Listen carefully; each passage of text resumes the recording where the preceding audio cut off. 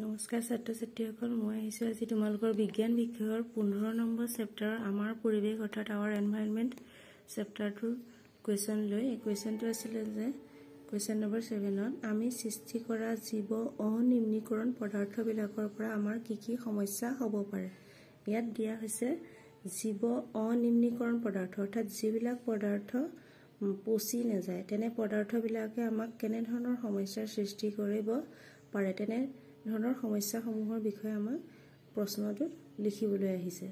প্ৰশ্নটোৰ আনসাৰ এনেধৰণৰ হ'ব পাৰে। আমি সৃষ্টি কৰা জীৱ অনিম্নীকৰণ পদাৰ্থবিলাকৰ পৰা আমাৰ হ'ব পৰা সমস্যাসমূহ হ'ল ইয়াত 1 নম্বৰ দিয়া হৈছে এই আৱৰ্জনা, অৰ্থাৎ যিবোৰ পেলাই দিম সেইবোৰতো আৱৰ্জনা বুলিয়ে ক'ব নহয় জানো।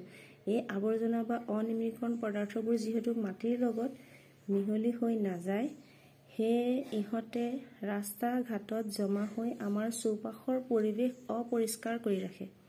নহয় জানো, আমি চিপছ, মৰ্টনৰ বাকলি বা পানী খাই বটল যিকোনো গোটা আৱৰ্জনা আমি ৰাস্তা কাষত যদি পেলাই দিওঁ, তেনে আৱৰ্জনাসমূহ যদি পচি নাযায় তেনেহ'লে আমাৰ চৌপাশৰ পৰিৱেশটো কি কৰিব, অপৰিষ্কাৰ কৰি ৰাখিব।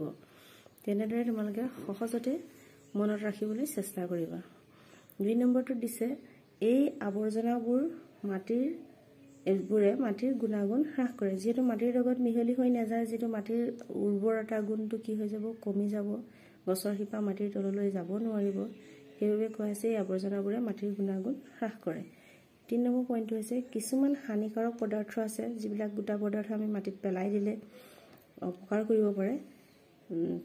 কিছুমান হানিকাৰক পদাৰ্থ কিছুমান জন্তু যেনে গৰু, ম'হ আদিয়ে যদি ভক্ষণ কৰে, তেনে ভক্ষণ কৰাৰ ফলত ইহঁতৰ শাৰীৰিক ক্ষতি সাধন হোৱাৰ উপৰিও সিহঁতৰ পৰা আহৰণ কৰা দ্ৰব্য যেনে গাখীৰ আদিও মানুহৰ ব্যৱহাৰৰ বাবে ক্ষতিকাৰক হ'ব পাৰে।